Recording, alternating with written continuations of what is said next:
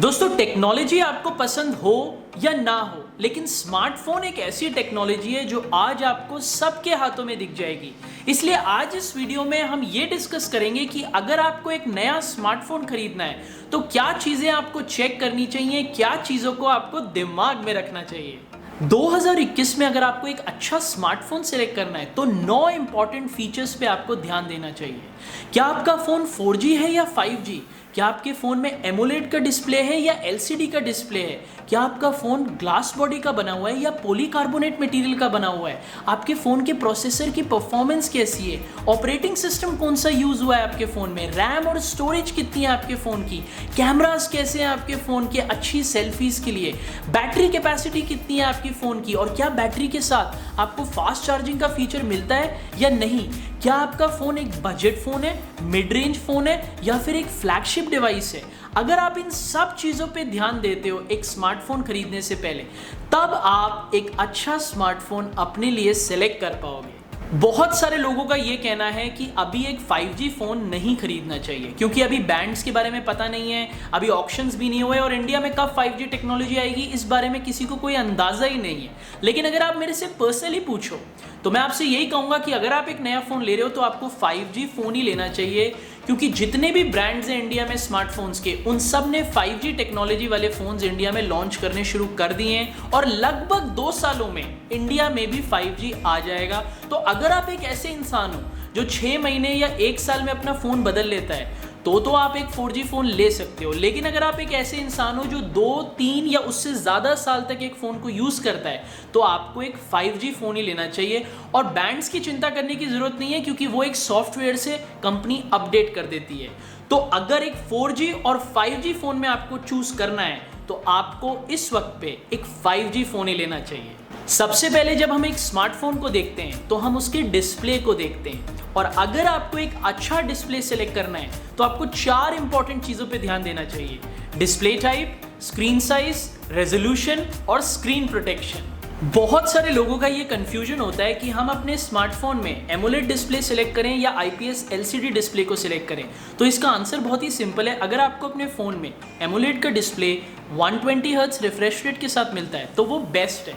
लेकिन अगर मैं आपको एक ऑप्शन दूं, एक फ़ोन में आपको IPS LCD का डिस्प्ले 120 हर्ट्ज रिफ्रेश रेट के साथ मिलता है और दूसरे फ़ोन में आपको AMOLED display 60 hertz refresh rate के साथ मिलता है, तो मैं आपको सजेस्ट करूंगा कि फिर भी आपको एमोलेड डिस्प्ले वाला फ़ोन सेलेक्ट करना चाहिए, क्योंकि जो एमोलेड का डिस्प्ले होता है उसके colours, blacks, battery efficiency IPS LCD display से बहुत ज़्यादा अच्छी होती है और 99% गेम 60 हर्ट्ज रिफ्रेश रेट में बहुत ही अच्छी तरीके से चलती हैं।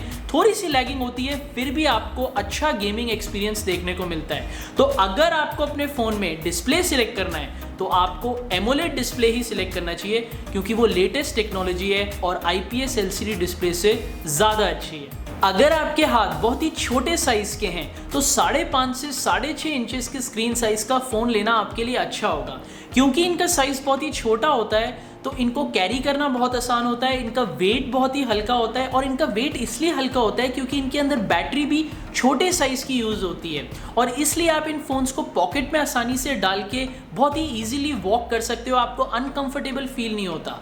लेकिन अगर आपको वीडियोस देखने का शौक है, मूवीज़ देखने का शौक है, गेम्स खेलने का शौक है, तो इस वाले फ़ोन के स्क्रीन साइज़ में आपको best viewing experience, best gaming experience नहीं मिलता है। और अगर आपके हाथ नॉर्मल साइज़ के या उससे बड़े साइज़ के हैं तो आपके लिए 6.5 इंचेस से लेके 6.67 इंचेस या उससे भी ज़्यादा इंचेस के स्क्रीन साइज़ का फ़ोन लेना अच्छा होगा।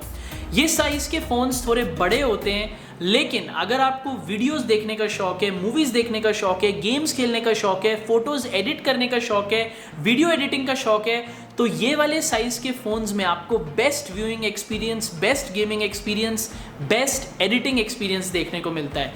लेकिन इन फ़ोन्स को कैरी करना थोड़ा सा डिफ़िकल्ट होता है, क्योंकि इन फ़ोन्स के अंदर बैटरी साइज़ थोड़ी बड़ी होती है और इन फ़ोन्स का थोड़ा वेट भी ज़्यादा होता है।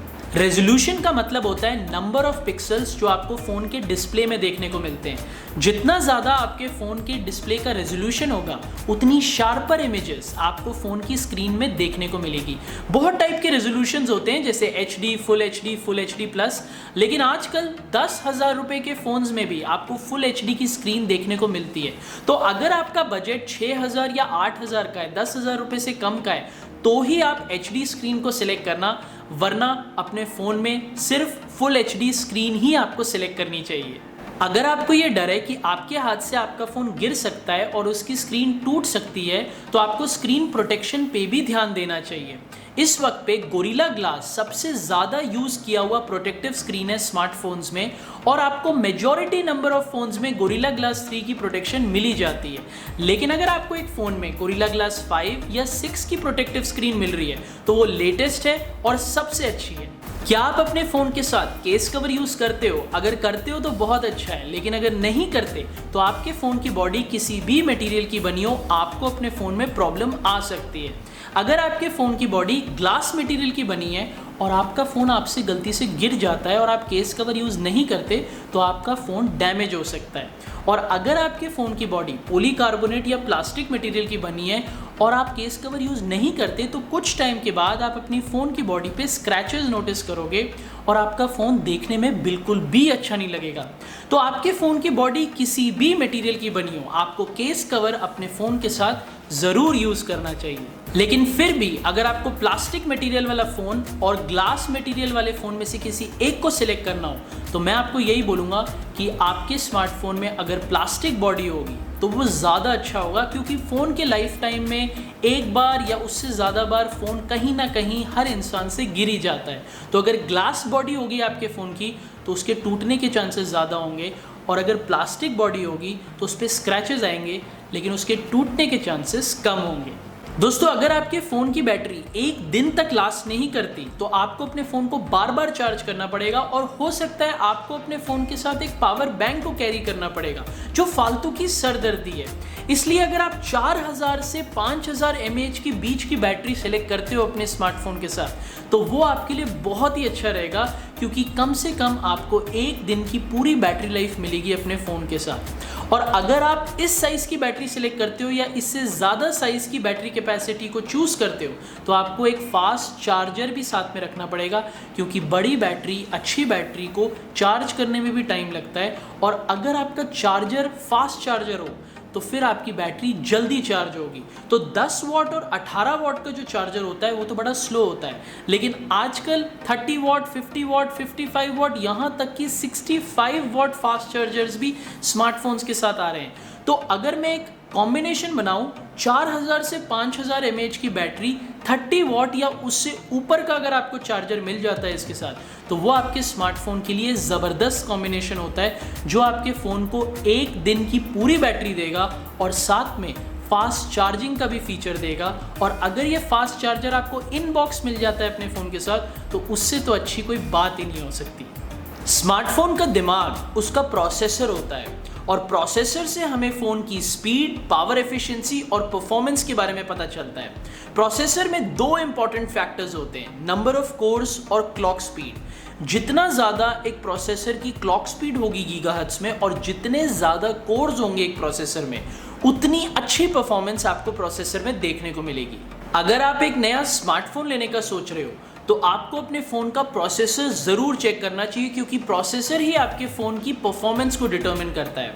वैसे तो बहुत सारे प्रोसेसर्स हैं मार्केट में, जैसे एक्सोनस के प्रोसेसर्स, किरिन कंपनी के प्रोसेसर्स, एप्पल फ़ोन्स में एप्पल A13 बायोनिक का लेटेस्ट प्रोसेसर है, और मिड रेंज फ़ोन्स में आपको मीडियाटेक के प्रोसेसर्स देखने को मिलेंगे। लेकिन सबसे अच्छे प्रोसेसर्स क्वालकॉम कंपनी के स्नैपड्रैगन प्रोसेसर्स माने गए हैं। तो अगर आप एक फ़ोन ले रहे हो और उसमें आपको स्नैपड्रैगन का प्रोसेसर दिखता है तो वो सबसे अच्छा है। एक स्मार्टफोन में मैक्सिमम इंटरैक्शन हम उसके UI से करते हैं, इसलिए अलग अलग फ़ोन्स में आपको अलग अलग ऑपरेटिंग सिस्टम देखने को मिलेंगे। जैसे वीवो के फ़ोन्स में फन टच OS, ओप्पो के फ़ोन्स में कलर OS 7, सैमसंग के फ़ोन में सैमसंग One UI 3.0, रियलमी के फ़ोन्स में रियलमी UI 2.0 और वन प्लस के फ़ोन्स में ऑक्सीजन OS 11 का UI देखने को मिलता है। इसलिए ये कहना बड़ा मुश्किल है कि कौन सा ऑपरेटिंग सिस्टम सबसे अच्छा है, क्योंकि लास्ट 2-3 सालों में सभी कंपनी, सभी ब्रांड्स अपने यूआई में बहुत सारी इंप्रूवमेंट्स लेके आई है। लेकिन अगर आपको एक अच्छा ऑपरेटिंग सिस्टम सिलेक्ट करना है तो आपको वही यूआई सिलेक्ट करना चाहिए जिसको यूज़ करने में आपको कंफर्टेबल लगता है, जिसको यूज़ करने में आपको अच्छा लगता है। उसी कंपनी का स्मार्टफोन आपको खरीदना चाहिए। अगर आपके फ़ोन में रैम ज़्यादा होगी तो आप बहुत सारी एप्लीकेशंस को एक बार में अपने फ़ोन में यूज़ कर पाओगे और जो मल्टीटास्किंग एक्सपीरियंस है आपके फ़ोन का उसे भी बहुत ही स्मूथ होते हुए देखोगे। वैसे एक फ़ोन में 4 GB रैम सफिशेंट होती है, लेकिन मैं आपको रेकमेंड नहीं करूँगा, क्योंकि अगर आपके फ़ोन में 4 GB रैम है तो 6 से 8 महीने में आप अपने फ़ोन को स्लो होते हुए देखोगे। और अगर आपको बेसिक यूजेज करना है अपने फ़ोन में, जैसे ईमेल, मैसेजिंग, कॉलिंग, ब्राउजिंग और कुछ मल्टीपल ऐप्स को अपने फ़ोन में यूज़ करना है तो 4 GB रैम ठीक है। लेकिन अगर आज आप एक नया स्मार्टफोन लेने का सोच रहे हो तो मैं आपको यही रेकमेंड करूंगा कि आपको अपने फ़ोन के लिए 6 GB या उससे ज़्यादा की रैम सेलेक्ट करनी चाहिए, क्योंकि आजकल बहुत ही हैवी ऐप्स आ गई हैं और लोगों को एक बार में अपने फ़ोन में बहुत सारी एप्लीकेशंस को यूज़ करना पसंद है। तो अगर आपके फ़ोन में 6 GB या उससे ज़्यादा की रैम है तो आपका phone heavy apps, heavy gaming applications, video, photo editing apps को बहुत ही ईजिली हैंडल कर पाएगा। और अगर आपको इन सब के बीच में मल्टीटास्किंग करनी है तो भी आपका फ़ोन बहुत ही ईजिली इन सब चीज़ों को हैंडल कर पाएगा। अगर आपके फ़ोन में एक डेडिकेटेड SD कार्ड स्लॉट है तो भी मैं आपसे बोलूँगा कि आपको अपने फ़ोन के लिए 128 GB की स्टोरेज स्पेस ज़रूर सेलेक्ट करनी चाहिए। वो इसलिए क्योंकि आजकल के जो कैमरा के रेजोल्यूशंस हैं, मेगापिक्सल्स हैं, बहुत ही इंक्रीज़ हो गए हैं और छोटी सी छोटी फ़ोटो का साइज़ भी 15 से 20 MB तक का तो आता ही आता है। तो आपके फ़ोन की स्पेस बहुत ही जल्दी ख़त्म होती है। डेफिनेटली 128 GB की स्टोरेज आप अगर सेलेक्ट करते हो तो फ़ोन का प्राइस बढ़ जाता है, कीमत बढ़ती है, लेकिन आपको बहुत सारी स्पेस मिलती है अगर आपको वीडियोस, फोटोज़, डॉक्यूमेंट्स, गेम्स को अपने फ़ोन में इंस्टॉल करके रखना है तो। अगर आपका बजट बहुत कम है तो 64 GB की स्टोरेज अच्छी है, लेकिन अगर आपका एक अच्छा बजट है तो आपको अपने फ़ोन के लिए 128 GB की स्टोरेज ही सेलेक्ट करनी चाहिए। कैमरा हम सबको अच्छा चाहिए अपने फ़ोन में, क्योंकि हम सबको बहुत सारी फ़ोटोज़ लेने का शौक़ है। इसलिए आपको ध्यान रखना है कि नंबर ऑफ़ मेगापिक्सल्स आपके फ़ोन की इमेजेस की क्वालिटी को अच्छा नहीं करता है। क्वालिटी ऑफ इमेजेस डिपेंड करती है पिक्सल और सेंसर साइज़ पे। तो अगर आपके फ़ोन के कैमरे का पिक्सल और सेंसर साइज़ ज़्यादा होगा तो आपको अपने फ़ोन की इमेजेस की क्वालिटी बहुत अच्छी देखने को मिलेगी। और आजकल के फ़ोन्स में तो कंपनीज़ मेन कैमरा 108 मेगापिक्सल तक का दे रही हैं, जिसकी कोई इतनी ज़रूरत नहीं है। अगर आप एक फ़ोन ले रहे हो और आपको उसमें मेन कैमरा 48 मेगापिक्सल से 64 मेगापिक्सल तक का मिल रहा है तो वो बहुत अच्छा है। और आजकल आपको बहुत सारे फ़ोन्स में क्वाड कैमरा सेटअप देखने को मिलेगा, जिसमें से मैक्रो और डेप्थ सेंसर कैमरा तो इतने लोग यूज़ करते ही नहीं हैं। तो अगर आप एक नया फ़ोन ले रहे हो और उसके कैमरेज को चेक कर रहे हो तो आपको अल्ट्रा वाइड कैमरा और मेन सेंसर कैमरा फ़ोन का ज़रूर चेक करना चाहिए। और फाइनली दोस्तों आता है फ़ोन का प्राइस, यानी कि आपका बजट। तो मैं आपसे यही बोलूँगा कि जो भी आपका बजट है उसी प्राइस का फ़ोन खरीदो, क्योंकि आजकल 6-6 महीने में फ़ोन की टेक्नोलॉजी बदल जाती है, फ़ोन के डिज़ाइन बदल जाते हैं, बेसिकली पूरा फ़ोन ही बदल जाता है। तो ऐसा ना हो कि आपने बहुत महंगा फ़ोन खरीद लिया और फिर बाद में बहुत कम टाइम में आप देखो कि नया फ़ोन आ गया नए नए फीचर्स के साथ और आपका दिल टूट जाए। तो जो भी प्राइस का फ़ोन आप अफोर्ड कर सकते हो उसी प्राइस का फ़ोन खरीदो, अपने बजट पे स्टिक करो। तो दोस्तों यही थे स्मार्टफोन खरीदने के 9 इंपॉर्टेंट फीचर्स जो आपको दिमाग में रखने चाहिए स्मार्टफोन बाइंग गाइड। अगर आपका कोई दोस्त स्मार्टफोन खरीदने की सोच रहा है और उसको ज़्यादा इन्फॉर्मेशन नहीं पता फ़ोन्स के बारे में तो उसके साथ ये वीडियो को ज़रूर शेयर करना। अगर आपको ये वीडियो अच्छी लगी तो ज़रूर लाइक करना। अगर आपको मेरी वीडियोज़ देखने का शौक़ है तो चैनल को सब्सक्राइब करना मत भूलना। अब मैं आपको अगली वीडियो में मिलूँगा, तब तक के लिए बाय बाय।